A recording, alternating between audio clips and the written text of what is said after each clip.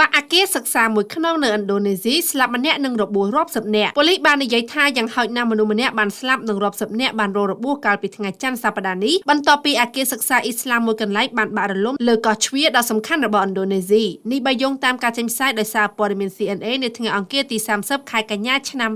2025ទីភ្នាក់ងារព័ត៌មានរដ្ឋអន្តរាបានរាយការណ៍ដោយដកស្រង់សម្ដីសាក្សីម្នាក់ថាមានសិស្សជាង100នាក់បានប្រមូលផ្ដុំគ្នាដើម្បីធ្វើការថ្វាយបង្គំព្រះពេលរសៀលពេលអាគារសិក្សានេះបានដួលរលំបើតាមអ្នកនាំពាក្យប៉ូលីសកោះជ្វាបានប្រាប់អ្នកកាសែតថាក្រុមអ្នកជួយសង្គ្រោះបានជម្លៀសជនរងគ្រោះយ៉ាងហោចណាស់79នាក់ចេញពីអាគារសិក្សាខាងលើនិងបញ្ជូនទៅមន្ទីរពេទ្យដោយរកឃើញថាមានមនុស្សម្នាក់បានបាត់បង់ជីវិតនៅក្នុងហេតុការណ៍បាក់រលំនេះអ្នកនាំពាក្យរូបនេះបានបន្តថាអាជ្ញាធរកំពុងធ្វើការស្វែងរកដើម្បីរកឲ្យឃើញថាតើមានជនរងគ្រោះប៉ុន្មានអ្នកទៀតនៅកន្លែងកើតហេតុលោកអាប៊ូសាឡាមមូជីបដែលជានាយកសាលាបាននិយាយថាអាគារនេះបានដួលរលំបន្ទាប់ពីកម្មករសំណង់បានចាក់បេតុងនៅជាន់ទី3នៃអាគារសិក្សាគូបញ្ជាក់ថាឧបទ្ទវហេតុដួលរលំអាគារនៅក្នុងប្រទេសឥណ្ឌូនេស៊ីតែងកើតមានជាញឹកញាប់ដោយកាលពីដើមខែកញ្ញានេះមានមនុស្សយ៉ាងតិច3នាក់បានស្លាប់និងរាប់សិបនាក់បានរងរបួសបន្ទាប់ពីអាគារអធិដ្ឋានមួយកន្លែងបានបាក់នៅកោះជ្វាខាងលិច